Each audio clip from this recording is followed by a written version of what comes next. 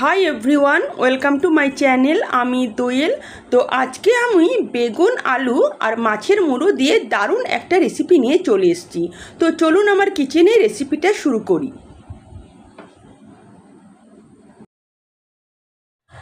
তো সবার প্রথম বলে দিই এখানে যে উপকরণগুলো লাগবে। এখানে আমি সব সবজিগুলো প্রথমে ধুয়ে বেছে নিয়েছি।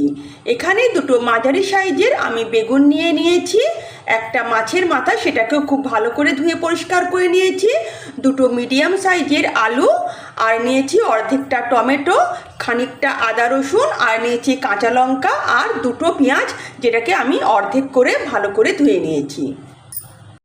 সবজিগুলোকে সব আমি কেটে বেছে নিয়েছি। এবার আমি গ্যাস অন করে একটা কড়াই বসিয়ে দিলাম, তার মধ্যে 1 টেবিল চামচের মতন আমি সাদা তেল নিয়ে নিলাম। সবার প্রথম আমি মাছের মুড়োগুলোকে ভেজে নেব। মাথাগুলোকে ভালো করে নুন হলুদ মাখিয়ে নেব, তারপরে এগুলোকে ভালো করে বাদামি করে আমি ভেজে নেব। ছোটো চামচের 1 চামচ হলুদ গুঁড়ো দিয়ে দিলাম, আর 1 চামচের মতন নুন দিলাম ছোটো চামচের। তারপর ভালো করে মাখিয়ে নিয়ে এগুলোকে আমি ভেজে নেব।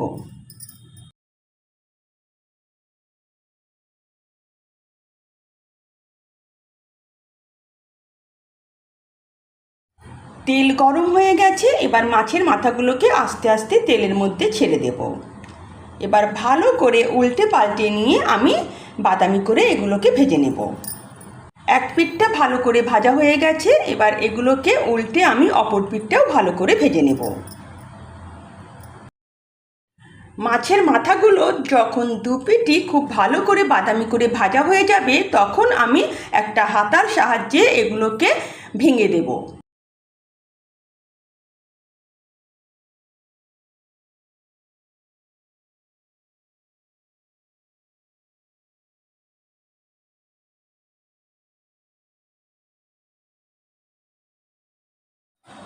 ভালো করে মাছের মাথাগুলোকে আমি ভেঙে নিয়েছি, এবং ভেঙে নিয়ে আরও 1-1.5 মিনিট ভালো করে আমি ভেজে নেব।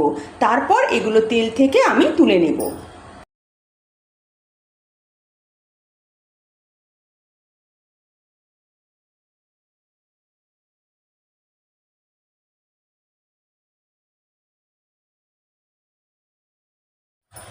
ওই মাছ ভাজা তেলের মধ্যে আমি এবার আলুগুলোকে নুন হলুদ মাখিয়ে ভালো করে বাদামি করে ভেজে নেব।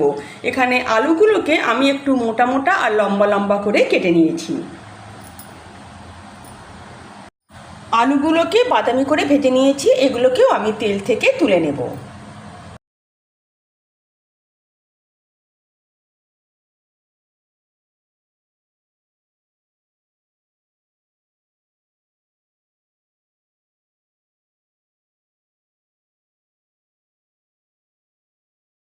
ওই আলু ভাজার কড়াইয়ের মধ্যে আমি সামান্য আরও একটু তেল দিয়ে দিলাম, তারপর আমি বেগুনগুলোকে ভেজে নেব। এখানে বেগুনগুলোকেও আমি লম্বা লম্বা করে কেটে নিয়েছি।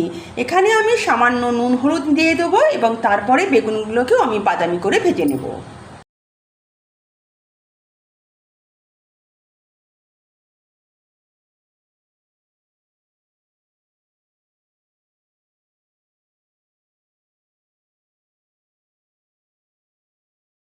বেগুনগুলো খুব ভালো করে ভাজা হয়ে গেছে, তাহলে বেগুনগুলোকেও আমি তুলে নিলাম। তাহলে 3টে উপকরণই আমার ভাজা হয়ে গেছে। এদিকে আমি যে দুটো পেঁয়াজ নিয়েছিলাম, সেই পেঁয়াজগুলোকে আমি মিক্সিতে গ্রাইন্ড করে নেব। তার সঙ্গে আদা রসুনটাও দিয়ে দেব, আর দিয়ে দেব যে কাঁচা লঙ্কাগুলো আমি কেটে রেখেছি। সবগুলো একসঙ্গে আমি কিন্তু পেস্ট করে নেব।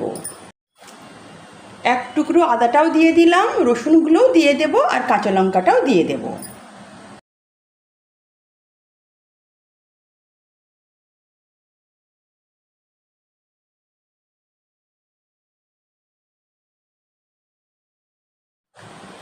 পেঁয়াজ, আদা রসুন আর কাঁচা লঙ্কাটা আমি ভালো করে পেস্ট করে নিয়েছি। আর যেহেতু লাল কাঁচা লঙ্কা ছিল, তাই কি সুন্দর রং হয়েছে দেখুন মশলাটার। একটা বাটি নিলাম, তার মধ্যে আমি একটা মশলার ঘোল রেডি করে নেব। এই মশলার ঘোলটা রেডি করলে কি হয়, বাটা মশলার স্বাদ পাওয়া যায়। এখানে 1 চামচের মতন ধনে গুঁড়ো নিলাম, 1 চামচ নেব জিরে গুঁড়ো, হাফ চামচের মতন নিলাম কাশ্মীরি রেড চিলি পাউডার। এটা শুধুমাত্র আমি রঙের জন্য দিলাম, কারণ রান্নাটা আমি কাঁচা লঙ্কায় করছি। আর হাফ চামচের মতন নিলাম হলুদ গুঁড়ো। তার সঙ্গে দিয়ে দেব আমি পরিমাণ মতন লবণও। এবার আমি জল দিয়ে মশলার একটা ঘোল রেডি করে নেব। এভাবে যদি আপনি রান্না করেন তাহলে কিন্তু কেউ বুঝতে পারবে না যে এগুলো আপনি কিন্তু শুকনো মশলা দিয়ে ঘোলটা রেডি করেছেন। সবাই মনে করবে যে আপনারা গোটা মশলাগুলো শিলে বেটে এই স্বাদটা এনেছেন। গ্যাস অন করে ওই একই কড়াই বসিয়ে দিয়েছি। এবার আমি এর মধ্যে 1 টেবিল চামচের মতন সাদা তেল নিয়ে নেব। তেল গরম হয়ে এলে এর মধ্যে দিয়ে দেব হাফ চামচের মতন 5 ফোড়ন। এই রান্নাটায় কিন্তু 5 ফোড়ন অবশ্যই দেবেন, না হলে কিন্তু এই রান্নাটার স্বাদ খুব একটা ভালো হবে না। এবার 5 ফোড়নটাকে ভালো করে আমি কিছুক্ষণ ভেজে নেব। যখন 5 ফোড়নের সুন্দর একটা ভাজা গন্ধ বেরিয়ে আসবে তখন এর মধ্যে দিয়ে দেব আমি পেঁয়াজ বাটা, সঙ্গে যে কাঁচা লঙ্কা আর আদা রসুন বেটে রেখেছিলাম সেটা।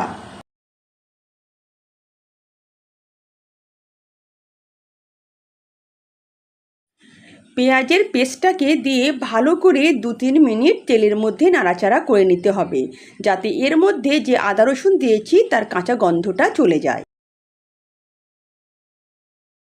2-3 মিনিট ভাজার পর এর মধ্যে দিয়ে দেব তৈরি করে রাখা মশলার ঘোলটা।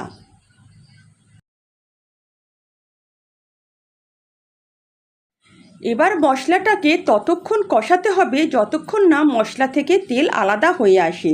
আর এই যে আমি মশলার ঘোলটা করেছি তার মধ্যে যে জলটা আছে সেই জলটাও যাতে শুকিয়ে যায় এবং তেলটা আলাদা হয়ে আসে। এটা আপনাকে 4-5 মিনিট ধরে কিন্তু ক্রমাগত কষাতে হবে।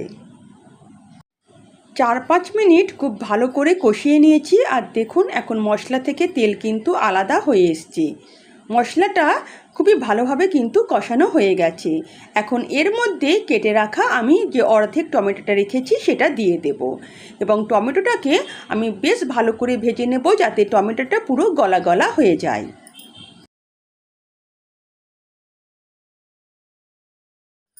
টমেটোটা কষানোর সময় আমি দেখুন সামান্য পরিমাণ একটু চিনি দিয়ে দিলাম, যাতে টমেটোর যে টক ভাব সেটা ব্যালেন্স করে। খুব বেশি চিনি দেওয়ার দরকার নেই, ওইটুকু চিনি দিলেই কিন্তু হবে।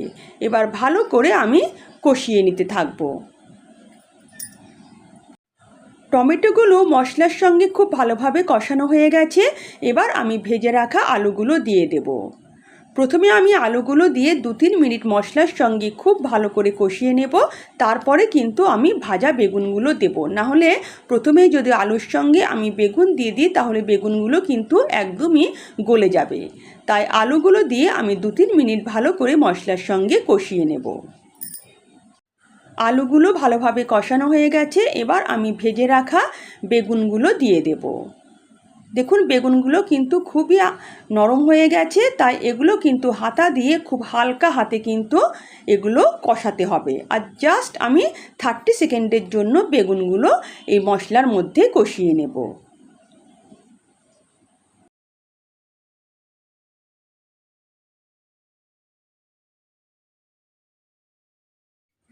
আলু বেগুন ভালো করে কষানো হয়ে গেছে। এখন এর মধ্যে আমি 1 বাটির মতন জল দিয়ে দেব। এটা কিন্তু খুব ঝোলঝোল হলে খেতে ভালো লাগবে না, এই রান্নাটা কিন্তু মাখা মাখা হলে খেতে বেশি ভালো লাগবে। এবার ভালো করে হাতা দিয়ে নাড়িয়ে আমি একটু ফুটতে দেব। আর হ্যাঁ, জল দেওয়ার পরে আমি দিয়ে দেব এই মাছের মাথার টুকরোগুলো। এবার ভালো করে 3টে উপকরণকে মিশিয়ে নেব এবং এগুলোকে ভালো করে আমি 2-3 মিনিট ফুটিয়ে নেব। 2-3 মিনিট তরকারিটাকে আমি খুব ভালোভাবে ফুটিয়ে নিয়েছি এবং দেখুন এর কিন্তু গ্রেভিটা অনেকটাই কমে এসছে এবং যখন গ্যাস বন্ধ করে দেব ঠান্ডা হলে গ্রেভিটা কিন্তু আরও একটু টেনে যাবে। এবার আমি গ্যাসের ফ্লেম বন্ধ করে দেব। আর উপর থেকে যদি ধনেপাতা থাকে তাহলে ধনেপাতা কুচি ছড়িয়ে দেবেন। আমার কাছে এই মুহূর্তে ধনেপাতা ছিল না, তাই আমি দিইনি। এবার আমি গ্যাসের ফ্লেম বন্ধ করে দিলাম। গরম গরম ভাতের সঙ্গে এটা খেতে কিন্তু অসাধারণ লাগে। যদি আমার রেসিপি আপনাদের ভালো লেগে থাকে তো প্লিজ আমার চ্যানেলকে সাবস্ক্রাইব করবেন আর পাশে থাকা বেল আইকনও প্রেস করবেন, যাতে নিত্য নতুন রান্নার নোটিফিকেশান সবার আগে আপনাদের কাছে পৌঁছে যায়।